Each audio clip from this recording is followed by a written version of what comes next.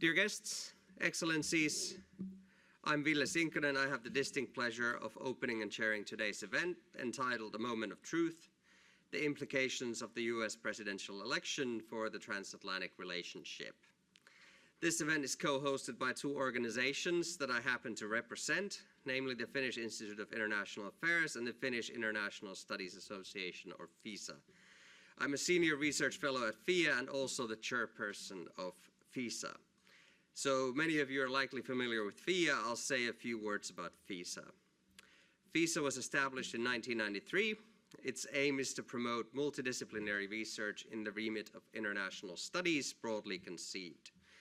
We maintain an active network of members and provide a link between academics and practitioners in the field of international relations, political science, contemporary history, strategic studies, and international law, among others. FISA organizes a national conference of international studies once every 3 years, and the next conference will take place in January 2025, so keep your ears and eyes open for the call for papers. Last year, FISA also launched a new open access journal called the Nordic Review of International Studies.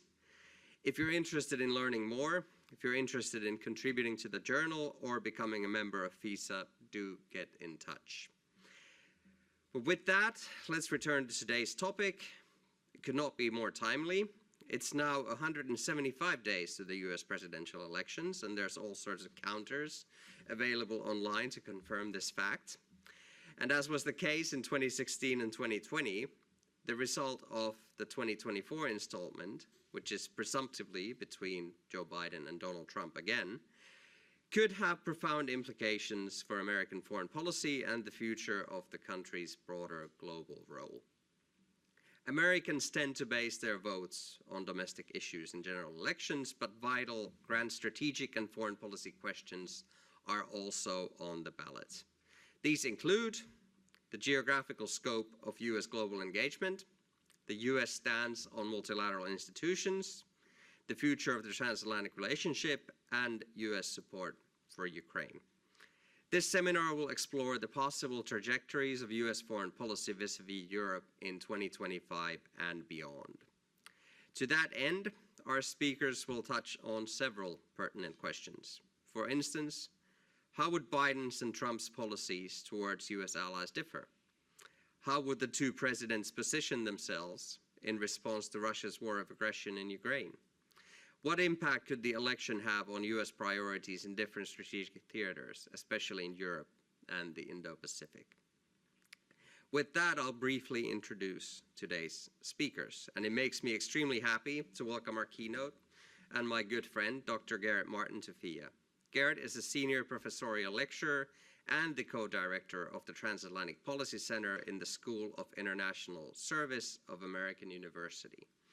Garrett has written widely on transatlantic relations in Europe, both in the field of history and contemporary affairs, and focuses in particular on security, US foreign policy, NATO, European politics, European foreign policy and defense, France, and the UK.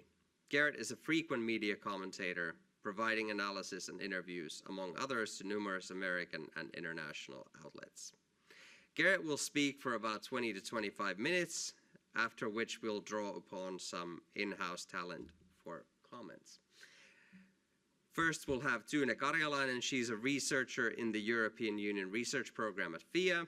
Her research focuses on European Union foreign and security policy, EU enlargement, and differentiated integration in the EU. Her publications also cover peace building, crisis management, and peace mediation. Tune's ongoing doctoral research analyzes the EU's and its member states' Eastern neighborhood policies, including security cooperation and military support to Ukraine.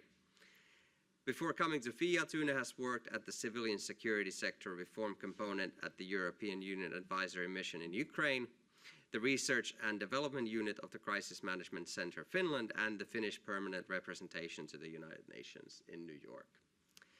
Then we have Matti Pesu. He's a leading researcher in the Finnish Foreign Policy Northern European Security and NATO Research Program at FIA. From May 22 to April 23, he led a research project analyzing Finland's NATO policy and the country's evolving role in Euro-Atlantic security.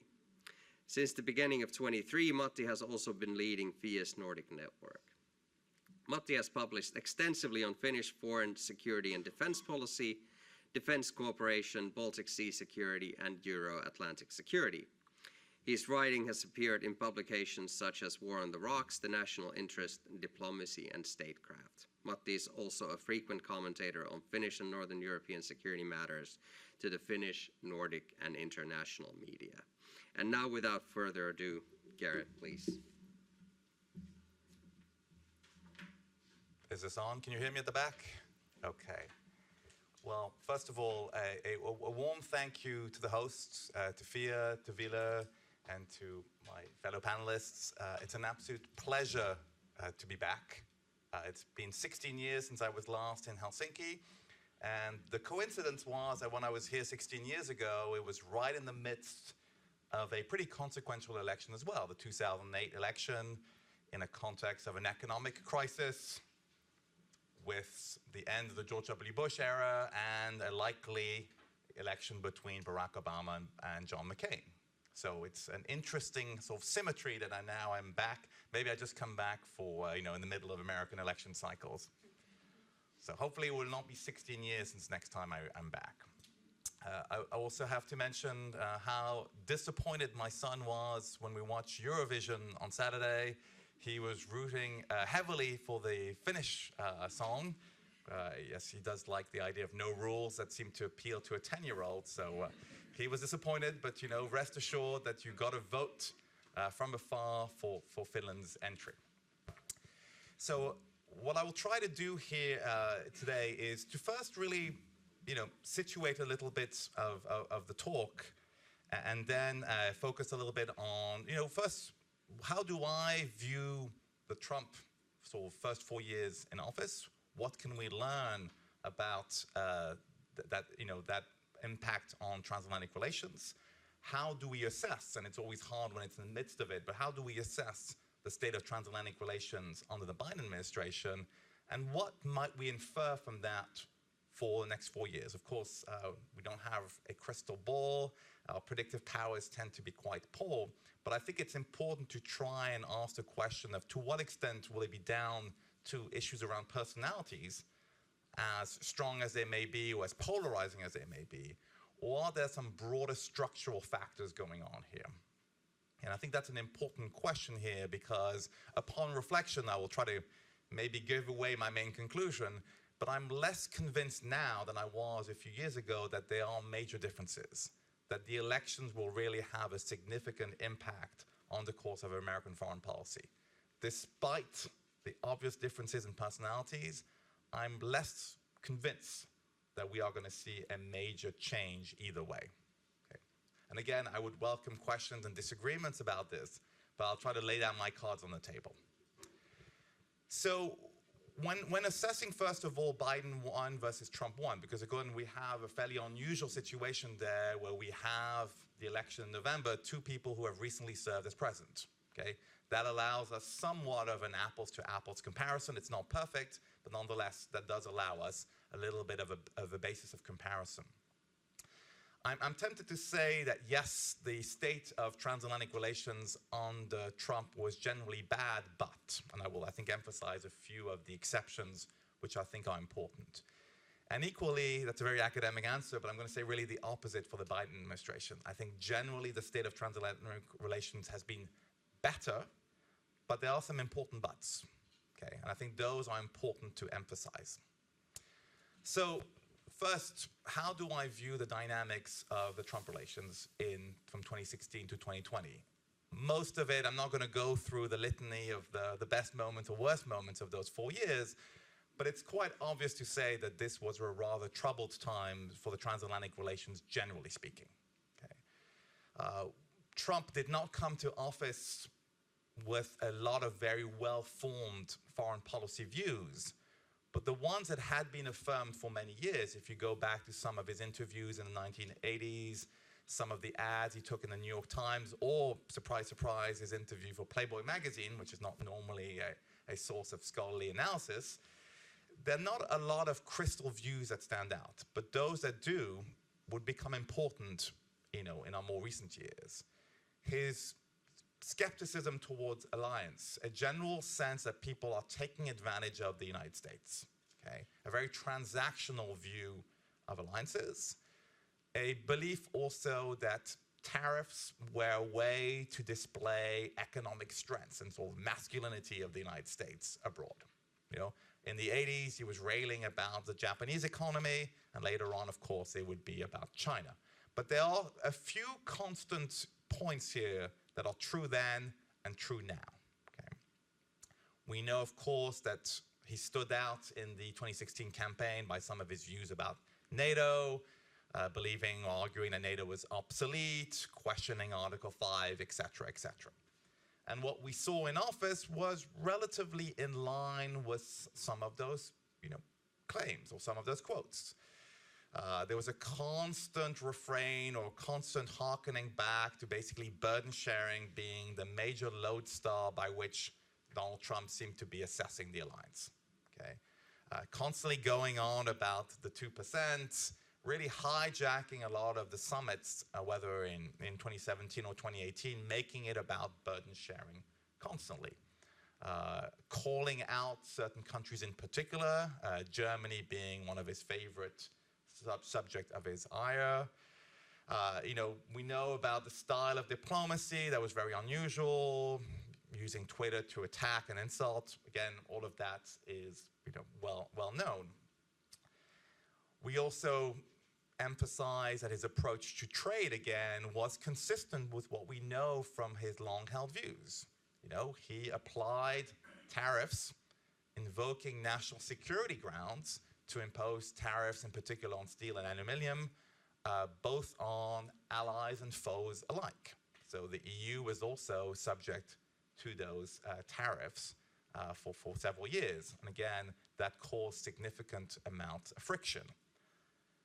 And thirdly, I would also say, of course, and that's not unusual maybe for Republicans or administrations, maybe more reticent towards multilateralism, but there were still some spectacular moves, leaving the Paris Accord in 2017, leaving the WHO, putting an end or withdrawing from the JCPOA, the Iranian nuclear deal. So this really, I think, defined a lot of the Trump years, okay? So I think that's the sort of surface level that we remember. Maybe I feel sometimes a little bit of post-traumatic stress or reliving those 4 years, because living in DC, it's very hard to hide away from politics as a subject of conversation. So that's true. But when I was talking about the but earlier, I think it's still important to sort of emphasize some of those storylines that maybe did not conform to what I just said. Yes, generally speaking, relations with the transatlantic allies were poor, but that was not true uniformly. Relations with Poland and Hungary were rather congenial in those 4 years. Maybe because of the nature of the regimes in Warsaw and Budapest. Nonetheless, I think that's still an important element. I'm going to use this as second-hand information, but I do remember Matti and Ville saying that relations with Finland were actually not bad at all in those 4 years. And there, the sort of ideological argument doesn't work as well, but nonetheless, relations were still quite good. The fact that for all of the bad blood about NATO, there were still some significant advances that happened beneath the surface between 2016 and 2020.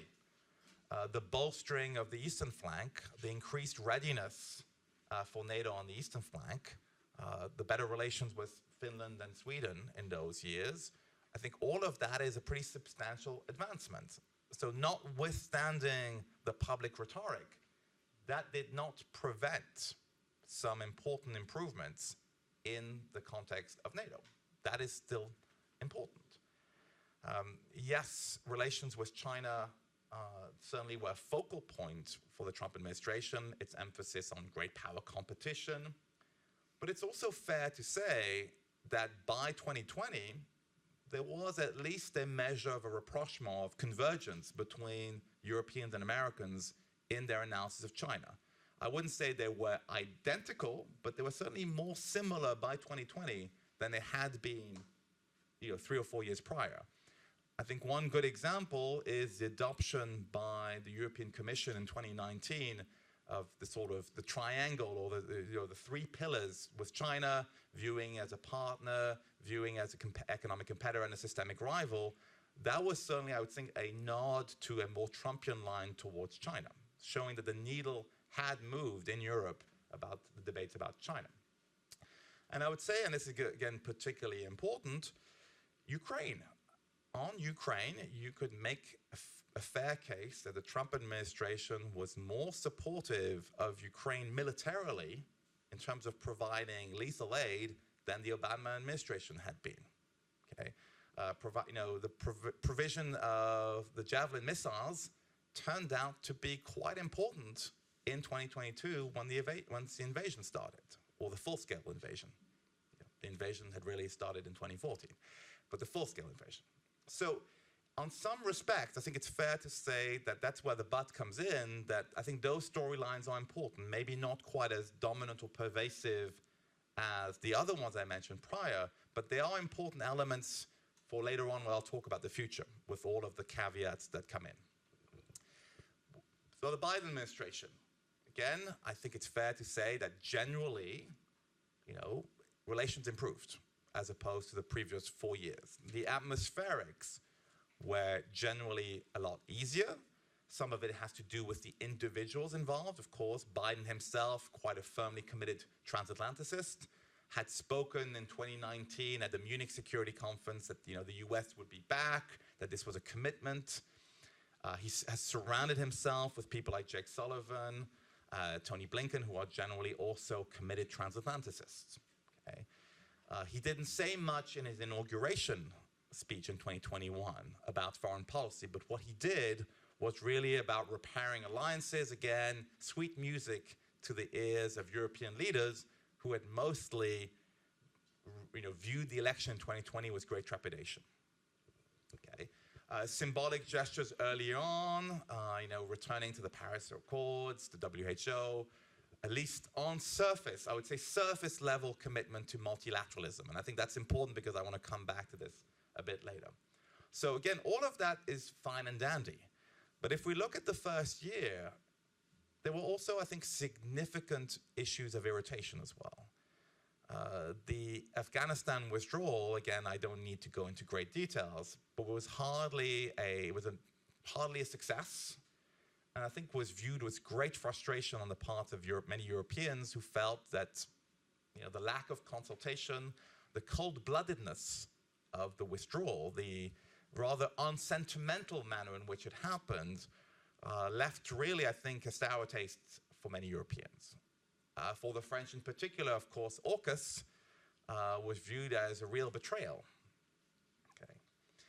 And so I think that's important because, and again, I'm going to, a bit of shameless self-promotion with Vila, but we had written a paper in late 2021, early 2022, about how we saw the future of transatlantic relations under an early Biden administration. And I think one of the elements that really stood out was the commitment to primacy, the commitment to competition with China was likely to create tension in the long run with the Europeans. The expectations of alignment could be a source of tension because we felt that the Biden administration was really looking at transatlantic relations through the prism of competition with China. And that would create uneasiness amongst a number of Europeans who would feel not delighted to be sandwiched between those two great powers. Now, of course, the onset of the war in Ukraine, I think, somewhat changed the conversation. It somewhat changed the narrative. Certainly, I think there's been, even in the build-up to the invasion, of the full-scale invasion in late 2021, 2022, there was a marked change in the Biden administration in terms of the level of consultation with Europeans, sort of frequent exchanges, preparing the grounds for extensive sanctions should the Russians engage in the full-scale invasion, making sure that they consulted prior to the many meetings that European and American leaders were having with Russia. So all of that, I think, was a welcome change. I think it really created, I think, a positive spirit of extensive cooperation that we have seen continue on in the more than now 2 years since the full-scale invasion started. So I think all of that, I think, has been really helpful. But, you know, in many other respects, we are seeing greater continuity. On trade policy, I would say the Inflation Reduction Act shows the extent to which the Trump line about trade, the Trump line about, you know, wariness or reticence towards large-scale trade agreements has really been integrated by the Biden people. The foreign policy for the middle class, we could quip, is essentially America first, but slightly more polite and with a sort of more an easier veneer. But the spirit is not fundamentally different. I think that's important. The language around great power competition may have changed a little bit. There's slightly different inflections, slightly more emphasis on the possibilities of some cooperation, but the fundamental spirit is again not entirely different. And the concerns about the long-range commitment of the United States to European security and European defense, going beyond just the administration. The spectacle, and I use the word spectacle, unfortunately, deliberately, the spectacle of what happens in Congress and the delays over the passing of the aid package, again, I think we're a worrying signal about the long-range commitment of the American public to European security and to sort of broader security considerations. Okay. So that's why I think the but is important when we're trying to make sense of those 4 years of the Biden, well, not quite 4 years, 3.5. So what does that tell me, or how do I then therefore see what might happen next year?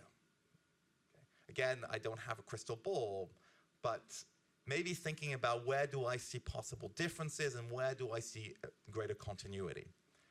I think the differences are easy in the sense that they're really tied to issues of personality. Okay. On NATO, I think that's certainly been one of the focal points. There is concern. I mean, some of the recent declarations about what Trump has said about letting Russia have its own way, a kind of return to the best hits of 2016 in terms of how he talks about allies, you know, is concerning.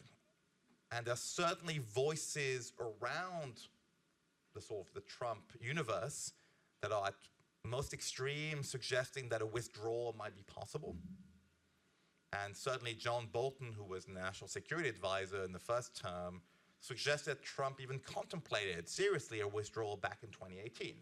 Hard to know the extent to which that was bluff or to which he was serious. That's always hard to say. But that is a scenario that's certainly not impossible. Now, you may know that the Senate passed a vote last December saying that any attempted withdrawal would need sort of Senate ratification. The problem with that is that this is kind of an untested constitutional principle. The American Constitution is very clear that you need Senate approval to ratify a treaty. It is, however, conspicuously silent about the other way around.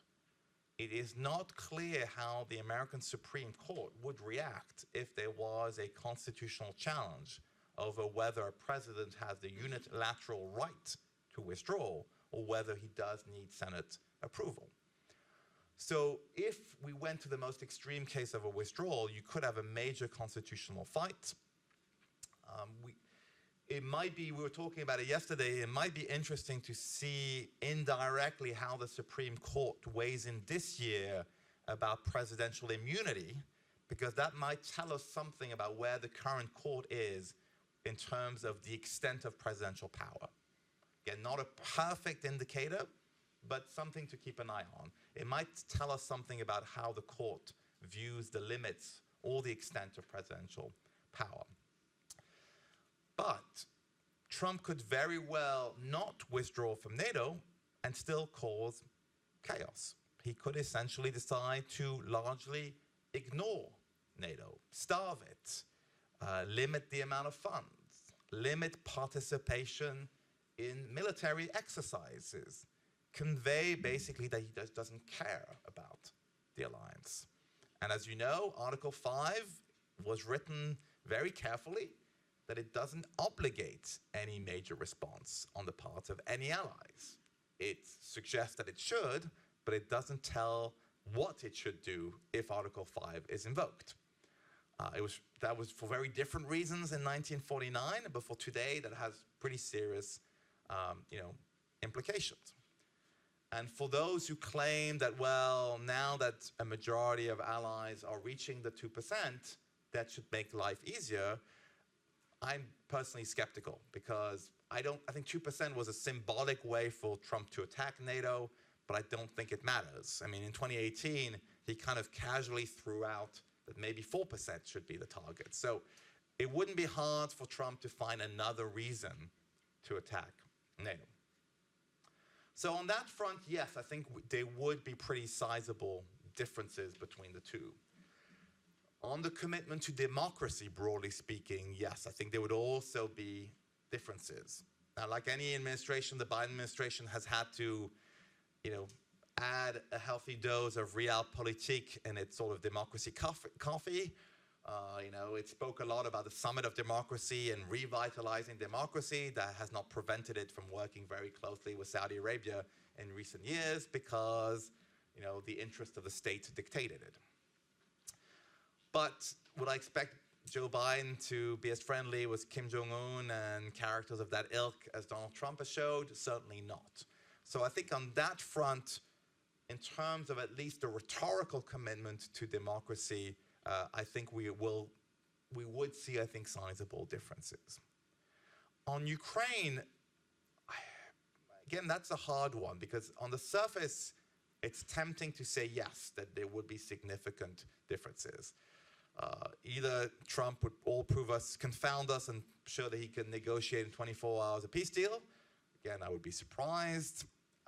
He has not cared a lot about Ukraine, and the personal elements of the first impeachment trial being over that call to Zelensky has really, irked him quite significantly.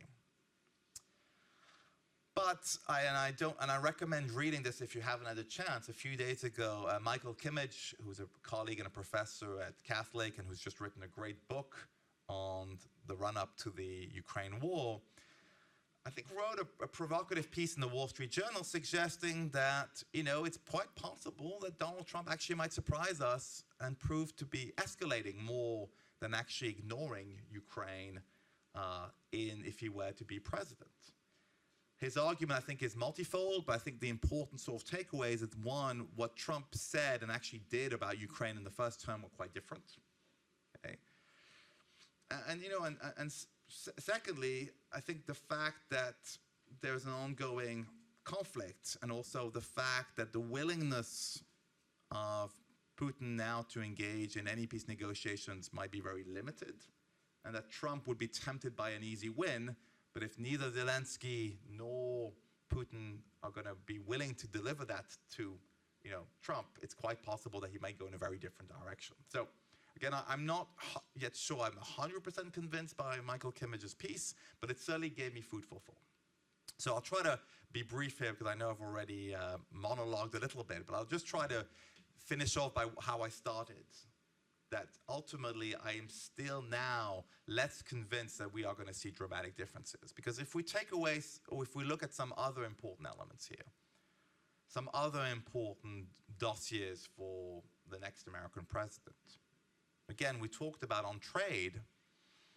I really do not see any large potential for a major shift either way. It's possible Trump might take an even more confrontational life on tariffs, but the general direction of American foreign policy in that sphere is unlikely to change.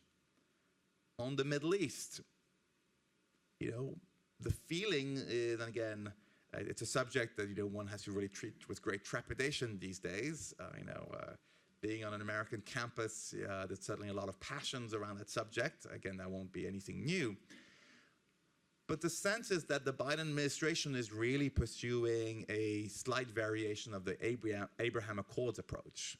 They're really trying to make sure that they can work with some of the regional Arab partners Saudi Arabia being the key, try to normalize relations with Israel and essentially try to marginalize Iran.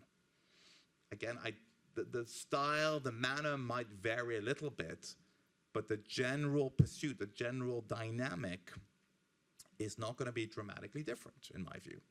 Well, I haven't seen anything yet that suggests otherwise. Again, happy to be proved wrong, but I don't think there's a major distinction here.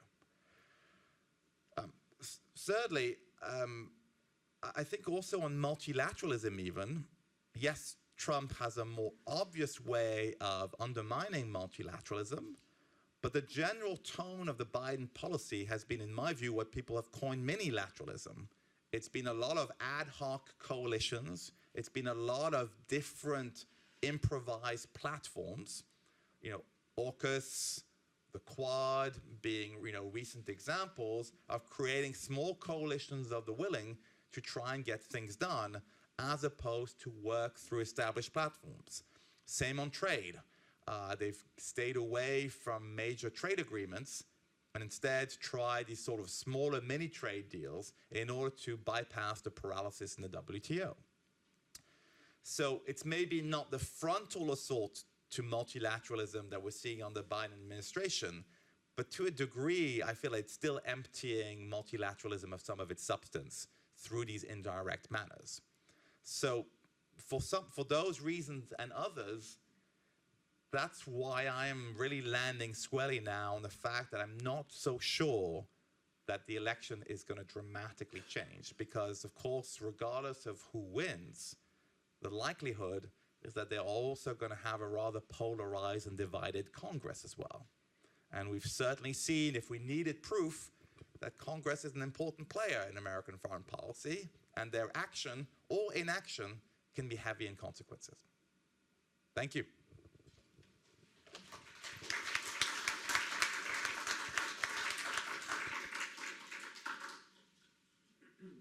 With that, thank you, Garrett. We'll go straight into comments, and I guess we'll start with Tune. Please.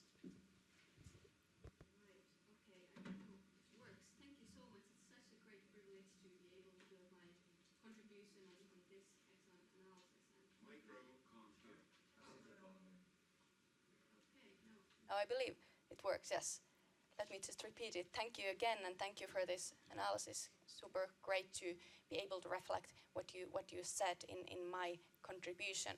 I'll focus on security and defense, and I'll make 3 key points. I want to highlight the context in which the transatlantic relations with the next US presidency will be created. I want to acknowledge a few transatlantic factors in the attempt to build European strategic autonomy or defense capabilities that is insisted by both candidates, as mentioned. And then I want to react to Trump's peace deal plans for Ukraine. But to start with the context, the transatlantic relations with the next US presidency will be built in a context where many other pillars of European security order have recently been shaken. Europe is going to meet the next US president in a situation of war in Europe, stocks of defense material running low, trade with Russia dramatically diminished, international law severely broken, OSCE frozen, just to mention a few factors that will contextualize those relations. The EU has barely had time to react to these rapid changes and shocks in its operational environment. It is still in the process of establishing new Russia policies, replacing Russian energy, establishing new trade relations, learning to be an actor in defense. And this is the context in which we discuss future transatlantic relations and scenarios such as NATO being undermined, of course. One of the key questions for future transatlantic relations is, of course, whether and how Europe will manage to take more responsibility for its own defense. In terms of the contribution of the European Union which is my area of expertise, there are some good news. The strategic compass adopted a few years ago outlined a practical plan for implementing joint ambitions for building defense capabilities. We have now a European peace facility to fund weapon deliveries to Ukraine. We have a new defense industrial plan to support and facilitate investments in European defense industry. A number of problems remain, of course. I'll not discuss them in detail, but I want to raise a few transatlantic factors that will affect the development of European defense capabilities. The US presidency can have mixed effects on the endeavor to build European capabilities.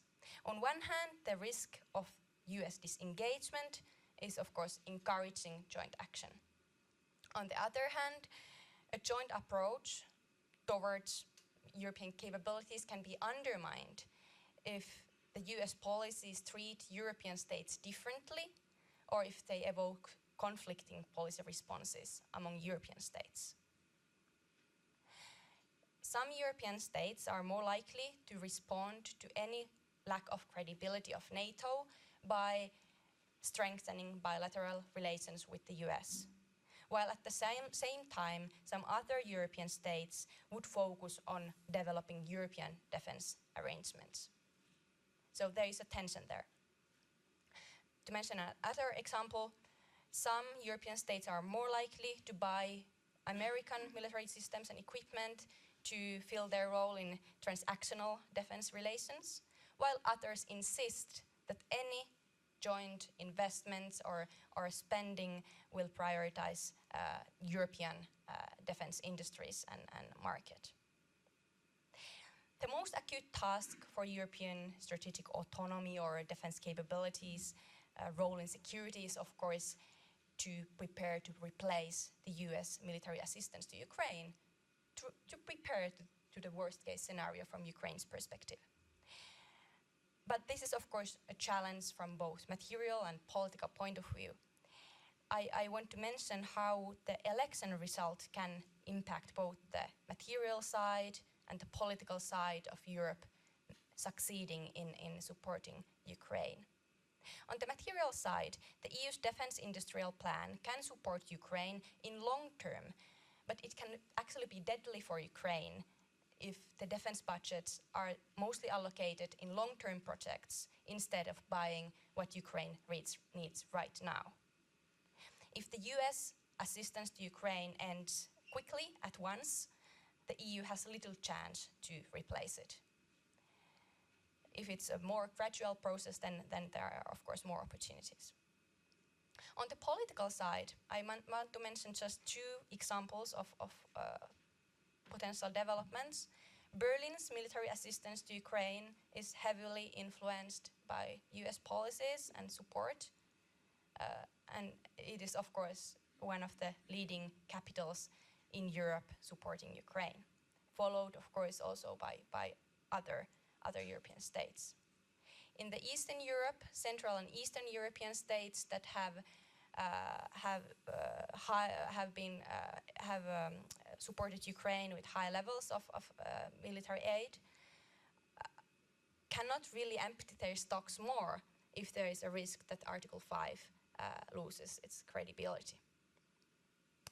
For Ukraine, it's of course not only assistance that matters, but also communication plays a role.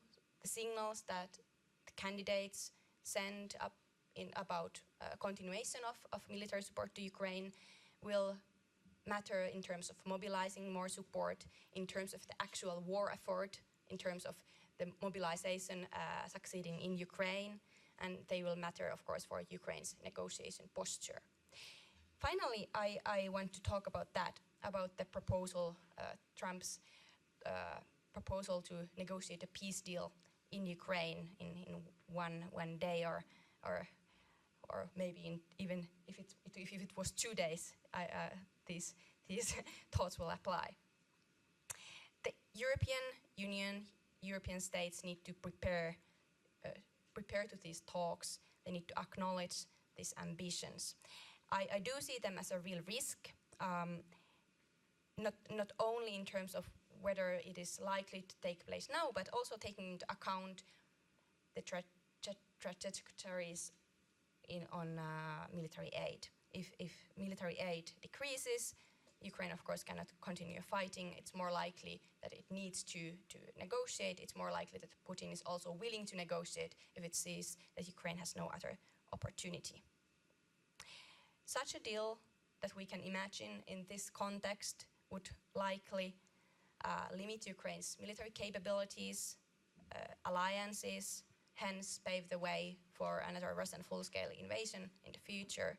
It would likely include political arrangements that would de facto increase Russia's political influence on Kiev. And the agreement that I can imagine in this context would most likely not be implemented by either of the parties, because neither of those are actually interested in resolving this conflict through negotiations at the moment. And this, of course, then would result in just another frozen conflict in Europe, widening potentially Russia's military aggression in Europe, since Russia is not held accountable. And this context then would be the context not only for the next US presidency, but also for the following ones. And I'm not sure that the EU, European states, can actually agree with the US on how to then react to that kind of situation. I think I'll end here, and I'm happy to also answer to any questions. Thank you so much, Tune. We'll go straight to Matti's remarks. Thank you, Ville. Thank you, Tune, and special thanks to Garrett for visiting FIA and offering your first-hand remarks, first-hand expertise on the potential continuities and discontinuities of US foreign policy. And good morning, all. In my brief remarks, I'll deal with Trump's potential second presidency's implications for Finland and for Northern Europe. I'll focus on three broader points. Actually, the first two are more related to the US as a security guarantor than Trump, whereas then the third point directly concerns the potential return of Donald J. Trump to the White House. The first point, so being a US treaty ally is the most significant benefit of Finland's NATO membership. And this is kind of obvious.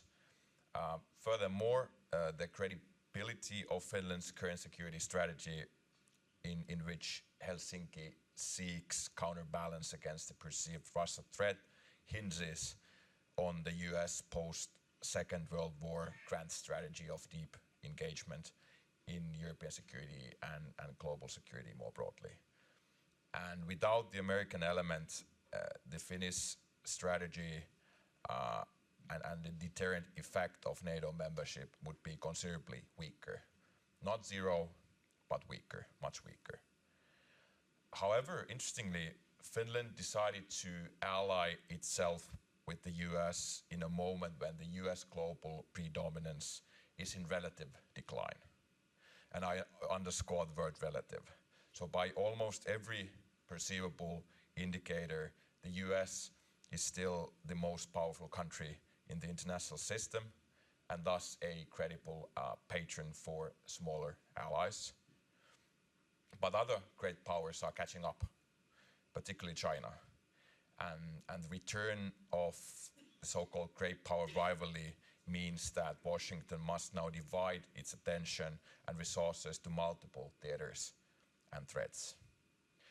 And now I come to my second point. Given and perhaps regardless of these trajectories, Finland must do its utmost to bind the US to its security and to the security of Northern Europe.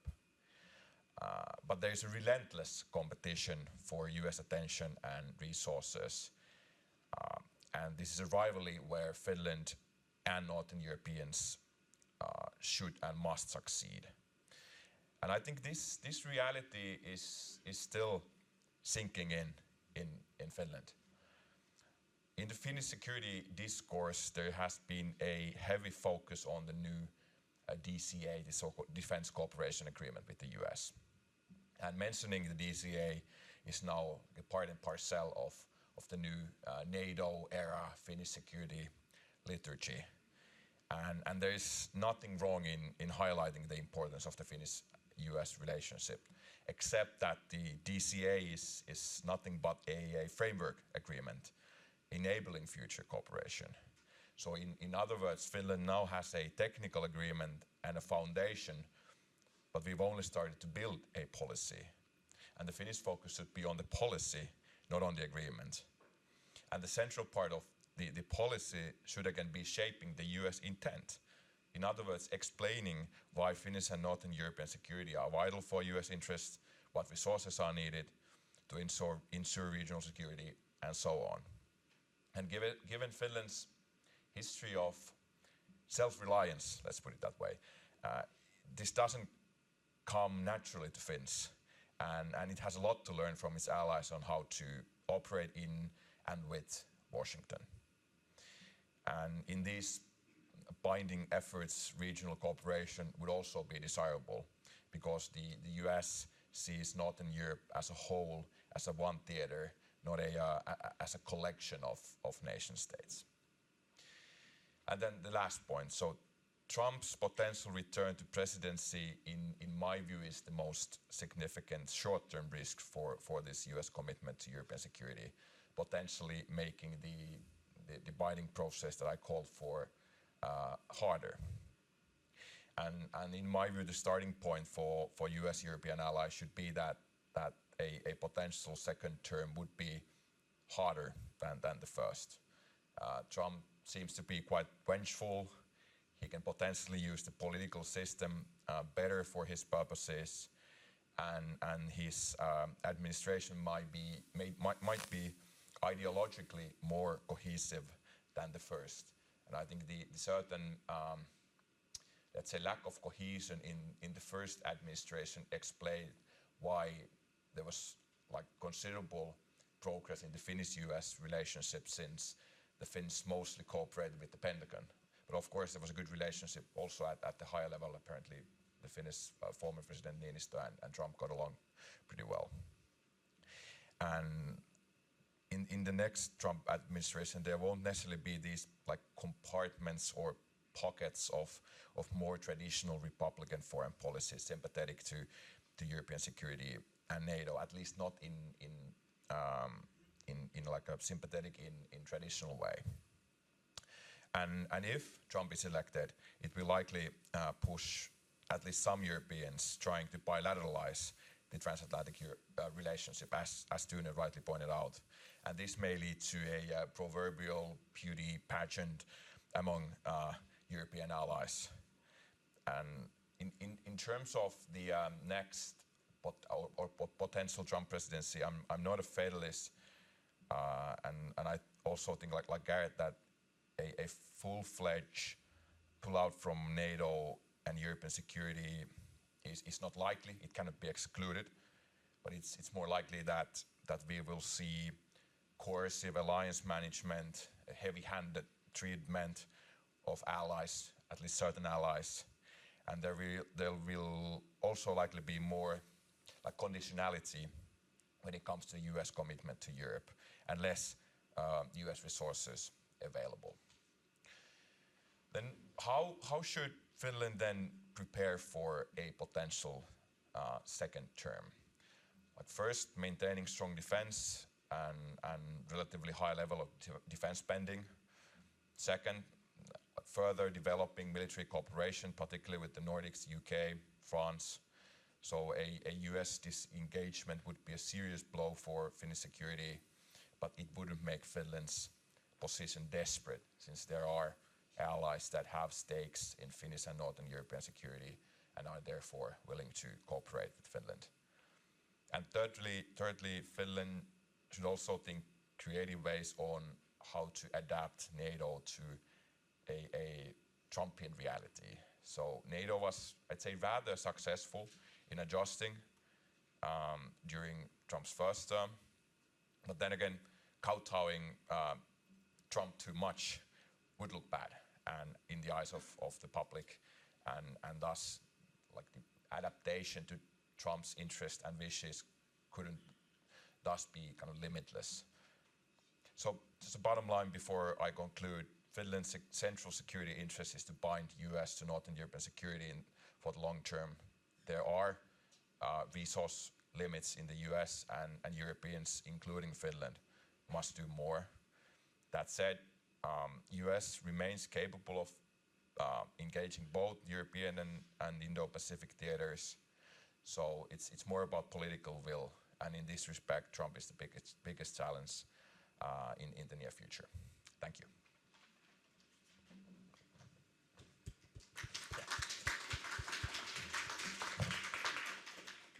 Thank you so much to Garrett, and thank you so much to Una and Matti for your comments. I'm tempted not to hog the floor as the chair, and instead to go directly into Q&A. And there's quite a few questions, so let's do this. Let's take 3 questions first. You can put your hands up, it's fine.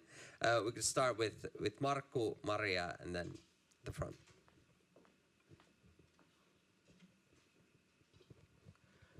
Thank you. I'm Markku Kyhnen from the Alexander Institute. Thank you for some points which are not so obvious. I made one conclusion concerning your main. I find one main argument in your talk, and I would elaborate that a little. My understanding is that your main argument is that in many issues the scale of the policies is similar in trade, in many issues between Biden and Trump. But in the key issues which concern us in Europe and Finland, the scale is huge. The difference is huge. In those terms that the scale is small in terms of Biden, but the scale is extremely large in terms of Trump. I mean, starting from downsizing NATO or to escalating the war and so forth. And this implies that from the point of view of the opponent, President Putin, this is more challenging. And this explains why Putin is saying that Biden, of course, is the better case. But if I were a voter, I'm not able to vote in the United States, unfortunately, which I regret several times. But if I were, I would be more interested in a politician who has a larger scale.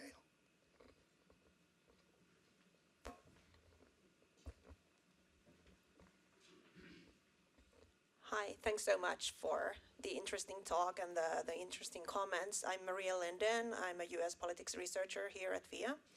I have a question and a comment. I'll start with a comment.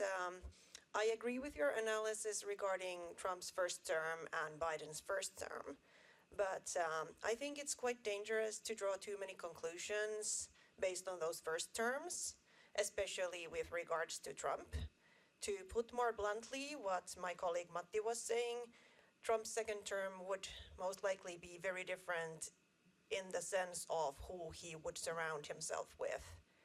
I doubt that we would see many so-called adults in the room in the Trump second administration. And I believe that it was mostly those people, those more traditional politicians and other advisors that he surrounded himself with, who we are to thank for the normalcy that can be found in Trump's first term. So if he gets a second term and surrounds himself with yes men and yes women, loyalists who will blindly follow everything he says, as he seems inclined to try and do, then I think that a lot of what we saw during his first term may look quite different during his second term. And as for the question, I was hoping you could talk a bit more on how you think Trump and Biden would react if China were to attack Taiwan.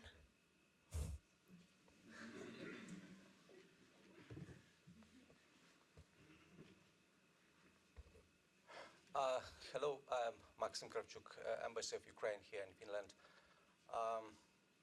Garrett, thank you very much for brilliant analysis. I'm personally, not officially, fully agree with you, with your analysis. And I have one comment and one question. First of all, I have a feeling that everyone in this hall fully sure in Trump's victory. So it's not so definite. So let's be positive in many ways. However, I would say that today, and there is one important thing which I would like to raise, that I have a feeling that majority of audience and participants of this panel think that Putin's regime will stop in Ukraine. I believe it's a very crucial question why it's not about long-term things, it's about emergency. It's about sense of urgency. So my open question to everyone that how expert community can reach out to all possible networks to shape collective action. So let's make analysis how promptly the West provide Ukraine with air defense systems. It's about capability of West to react and respond to emergency cases. And look through the all existing algorithm and instruments like Article 5 and other things. And let's analyze how capable we respond to a call from partners, to a call from allies and so on. But by the way, I would like to use this opportunity to thank United States and all European partners for strong support of Ukraine. And I hope that everyone would contribute to keeping this unity and maintaining this strong support. And my question was to Garrett, please, would you be so kind to elaborate on polarization in Congress through the perspective, giving me some kind of your personal assessment, what was the true reason of delay in making decision on this legislation on assistance to Ukraine? Thank you very much. Okay, so we'll give Garrett a chance to respond to the questions and to the comments by Matti and Tune. Then we'll give both Tune and Matti an opportunity to also contribute, and then we'll have another round of Q&A. So hold those questions for just a second. Well, I'm feeling, the metaphorical expression of the hot seat. I'm feeling that it's a bit like being on the sauna in terms of the questions are rather sensitive and difficult, but that's good. I'll try to just the first point as well, the comment. I agree with you. I didn't want to. Maybe I went a little bit more provocative to suggest that the differences are maybe less stark than the continuities. I think what I was maybe trying to allude to is with Trump, it's difficult to know exactly what he will do because he is quite mercurial. I think he's quite lazy in terms of following through with what he said and what he actually does. So that makes it difficult to know which of those statements is going to actually lead to policy and which ones will just be one of the many tweets that we will have to sort of roll our eyes, but we'll not quite know what to make of it. So I think that's the element. And I also think we've got to be careful, as much as it's important to focus on American foreign policy, not to forget that other actors have agency. There are a lot of other important actors. And speaking of NATO, the unsung hero of the alliance was, a former Norwegian prime minister. I mean, Jens Stoltenberg was the ultimate Trump whisperer. I mean, he played Trump extremely well. He was a mix between cajoling, complimenting, praising when necessary, patting Trump on the back, saying, yes, NATO defense spending, thank you very much, Mr. President, and it's very sort of Norwegian slightly. It was very monotonal, but it was incredibly effective. And so why I'm mentioning this is that we don't know who the next NATO Secretary General will be. But whoever that is, if it is Mr. Rutte or someone else, that person could be extremely influential or not in dealing with whatever the next president, how they deal with the alliance. And I would say, even if it is, and I agree with the point that certainly the election is not a done deal. I think maybe it's a normal defense mechanism that we were surprised in 2016, so maybe people are just priming themselves for any results. But, you know, Biden on NATO has been surprising in some respects, for instance, on Ukrainian membership. I mean, it's interesting that in 2008, the Bush administration were the primary pushers with others for Ukraine to join, and now with Berlin, they're being the primary break. Is it necessary that in a second term, Biden would automatically lift that objection? I don't know. So I think that's also, even when we're talking about Biden, I think there is some uncertainty. On the comments about the adults in the room, yes, I agree that on paper, you would think that Trump and his acolytes would learn some lessons for how to better navigate the bureaucracy. On paper, okay? I would hope that my son would learn lessons from him, you know, being, you know, misbehaving, and next time he would act better. But that's not always the case. I don't think it's automatic that Trump will be better at dealing with the bureaucracy. I mean, the American federal bureaucracy is large. It is difficult to navigate in the best of circumstances.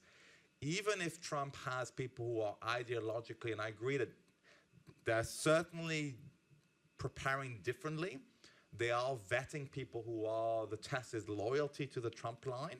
So certainly they will have a lot of like-minded people that they will bring, but they may bring people who are not necessarily particularly good at implementing an agenda. I mean, you know, I had some friends served with Richard Grenell in Berlin. I don't think he was a particularly good ambassador. So why would he be necessarily a great Secretary of State? That's not necessary. You know, it's not a given. I wouldn't assume that that's automatically the case.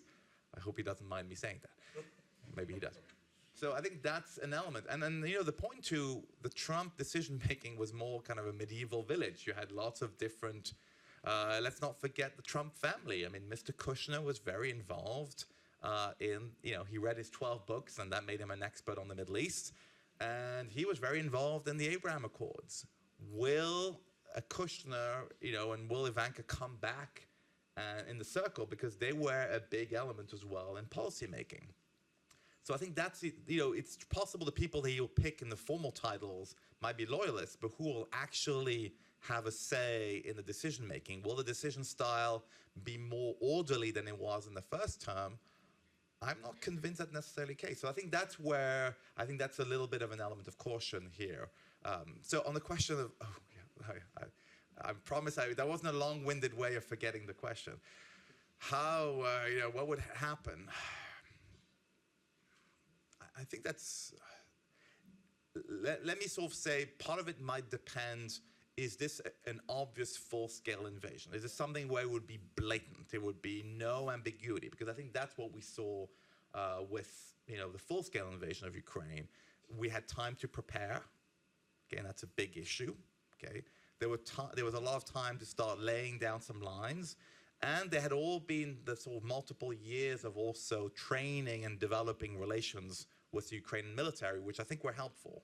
The sharing of intelligence was particularly important. From what I understand, some of the crucial elements that allowed the Ukrainian army, you know, in addition to their real valiance and courage and everything, the fact that the American intelligence was able to really ascertain where Russia's main sort of attack was going to happen by the airport close to Kyiv was key, because it allowed the Ukrainian army to really put a lot of their resources there. So I think some of that will depend here. If it's a surprise attack without much forewarning and without much visibility, if it's Trump, I wouldn't be surprised if he sort of didn't push back. I think for Biden, I think I would be more confident that he would feel a need to react. So it's not a great answer, but you know.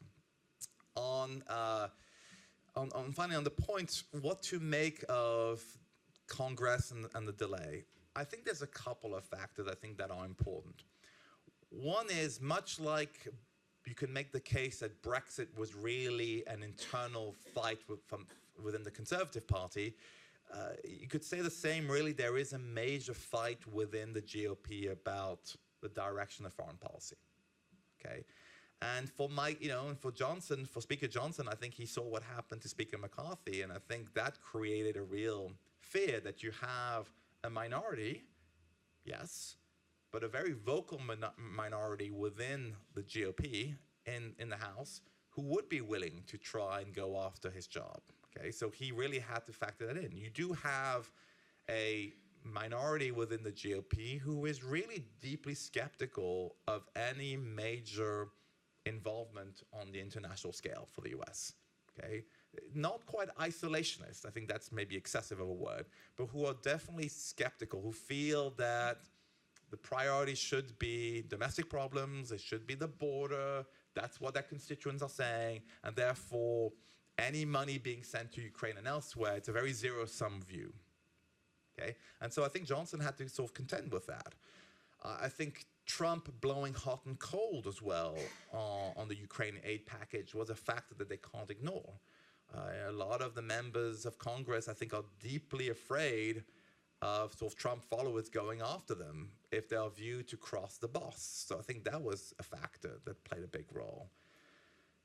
And I think thirdly, and I think this is also important, you know, I think for a while, I think there was the sense of urgency for Speaker Johnson was not quite as elevated. I think he was playing a dangerous game where he felt it was okay to delay to try and build support and that Ukraine would be okay.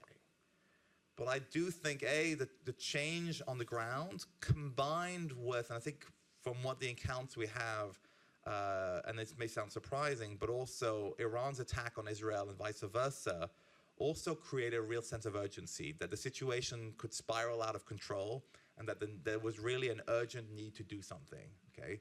That this was really a dangerous cause. And I think that played a part here in finally really lighting a fire on the Speaker Johnson, that they couldn't let the situation rot further.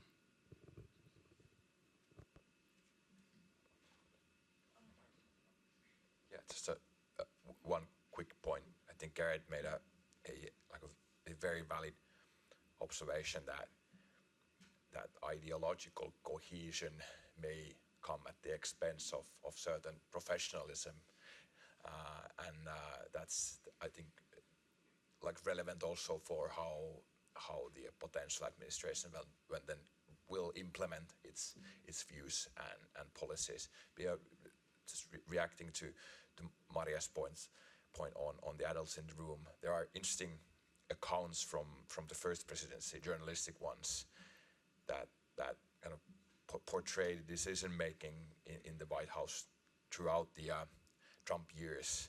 And interestingly, it seemed that when the adults were gone and the places were filled with, let's say, people whose views were more aligned with Trump's, and they had more, let's say, extreme views on certain issues like arms control, Iran. So then they actually ended up doing exactly the same than the adults. And this may be the case with the like future nominees as well, especially the high-profile ones. And Garrett or Ville may disagree, but I sense that, since I don't follow the US debate that much, but I sense that there is let's say a trend where like, the potential high-profile picks are now doctrinalizing Trump views and placing them in the Republican foreign policy heritage, and those views aren't that hostile to Europe. They may not prioritize Europe, but still they are conventional in many ways. And maybe this is something that those people then will hold key offices in the administration. Maybe it's just one quick point about the sense of urgency and about what happened in Europe while the next Ukraine assistance package was stuck in the US Congress. There was a sense of pressure, of course, in Europe to replace that package and to support Ukraine in the meantime. But I think what we should learn from that experience is that we really failed, and we should do better next time when such a situation occurs.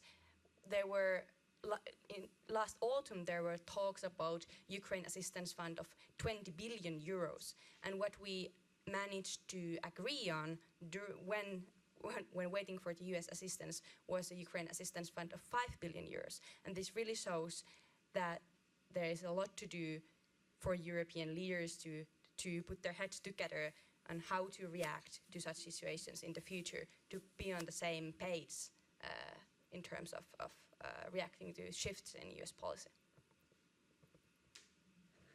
Thanks for those. I'll say one thing about I'm going to hawk the floor for 2 seconds. I'll say one thing about the adults versus the not so adults in the room. I mean, there's an interesting book out by Matt Kroenig about Republican foreign policy, and he's sort of diagnosis, prognosis, argument, whatever you may call it, is that there is the possibility for a sort of Reaganian, Trumpian amalgamation in the Republican Party, which is an interesting concept. Sort of peace through strength with this kind of transactionalist mindset.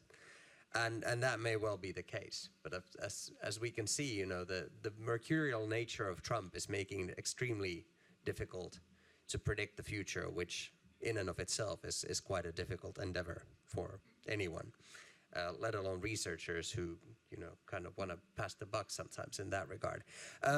Second round of questions. Ambassador Nyberg, please. Thank you very much, Garrett, for mentioning Stoltenberg and praising him, because he was very instrumental in the Finnish, especially the Swedish NATO membership, showing his mettle in Ankara also.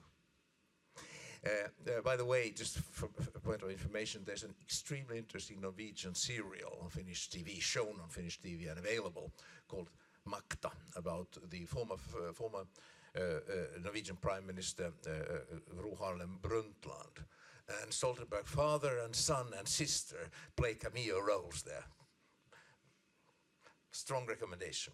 Well, let me just say that the best argument for a EU defense commissioner is the appointment of Belousov as the Russian defense minister.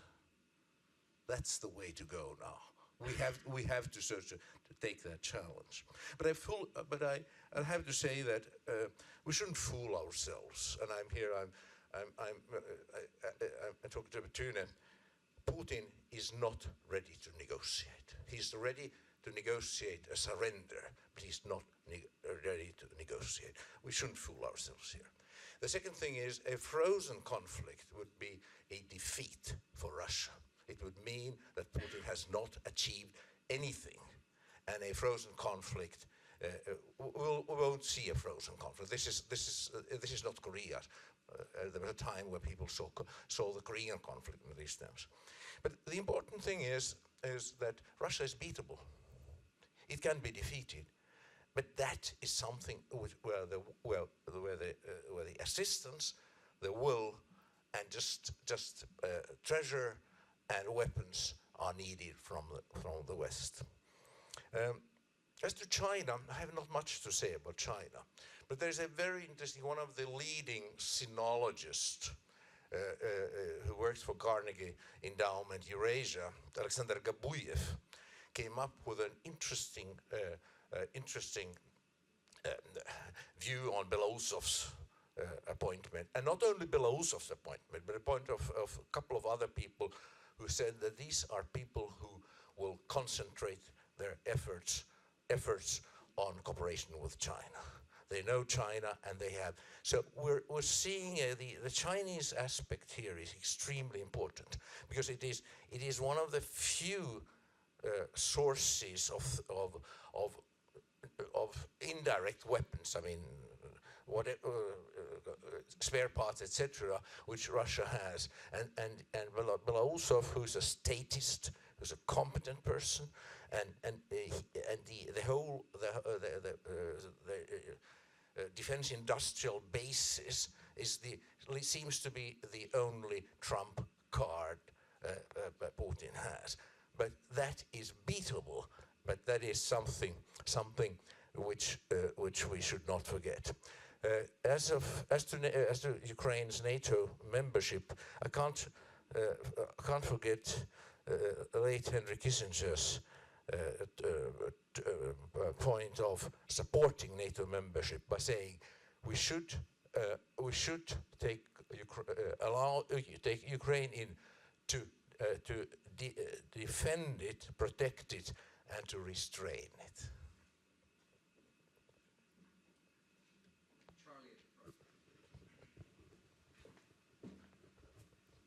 Hi, Charlie Salonius Pasternak, leading researcher here at FIA. Question, we've talked a lot about, in a way, what Europe should do in preparation for the elections. And so my question is, what might we expect or want the Biden administration to do in preparation for a Trump 2.0? I mean, a lot of work has to be done through executive decisions, orders, etc., which are not that resilient to the next president. But what might they want to do? And as a final note, I must say, we've talked about Trump being slightly unpredictable as a president. We did have a president in Finland who for 10 years opposed NATO membership and then like this changed. So it's not like the US is the only country with presidents who changed their policy views. Do we have more questions from the audience?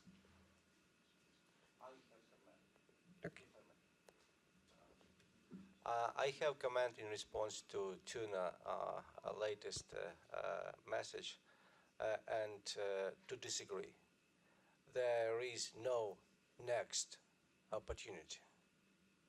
You are saying that next time we need to be prepared. So in sense of when it comes to their sense of urgency, it means that it's really great initiative now we have from Finland to EU regarding preparedness and readiness. So in other sense, how we are shaping common transatlantic readiness to respond now and later. Thank you. Okay, thank you for those. One more from Anni. Hi, Anni Naalto from the Foreign Ministry.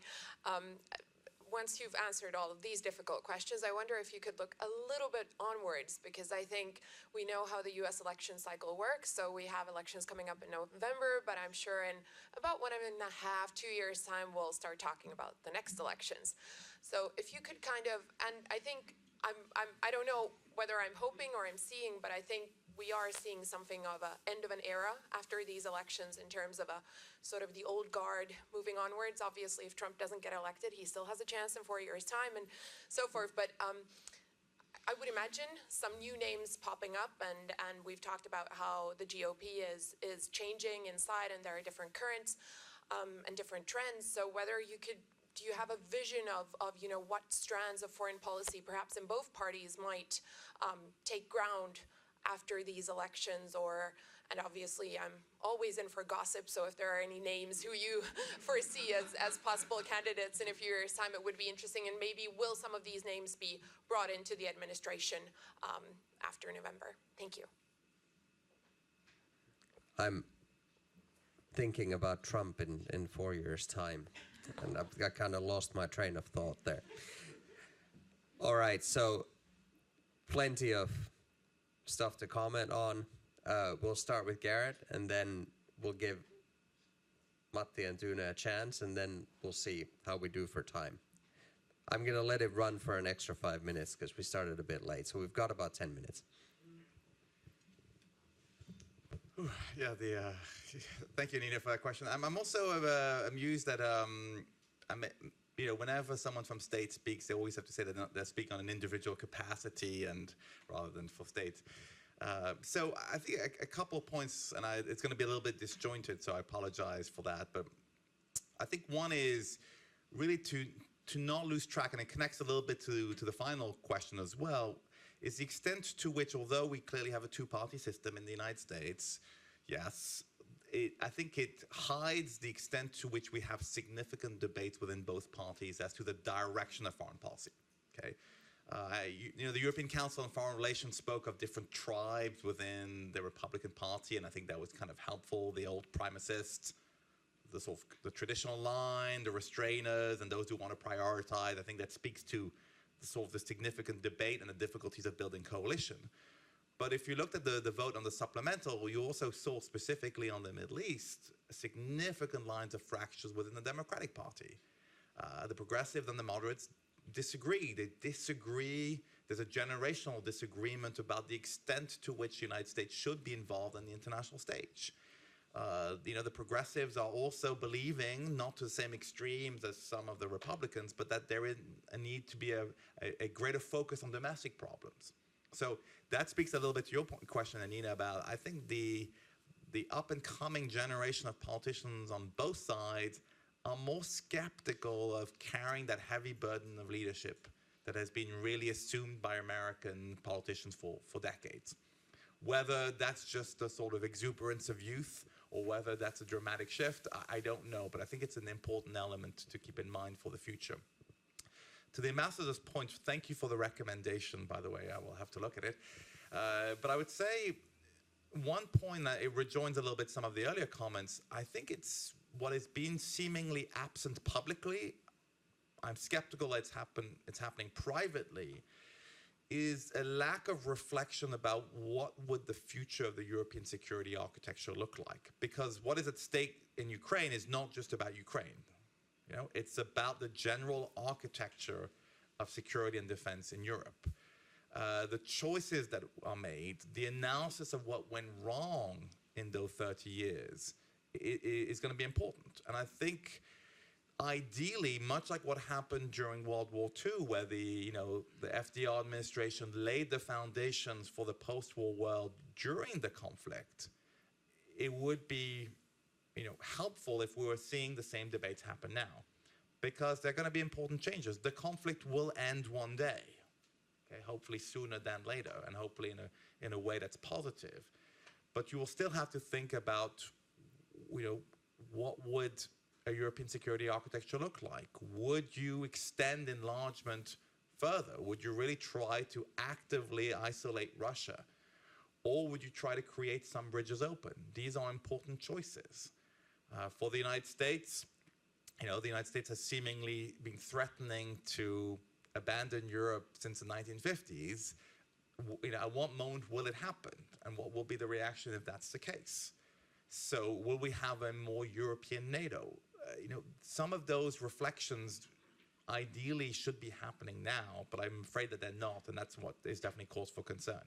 Because I do agree that depending on how we push back against Putin, his incentives to undermine the Baltic states, to undermine Moldova, will either be increased or decreased. So I think these are important choices. They're difficult choices. It's a lot easier to be in my shoes, others. But as to the looking ahead, I think what's been very striking about even this current election is, if we look back about a year and a half ago, there was a lot of chatter about Ron DeSantis. Who remembers Ron DeSantis?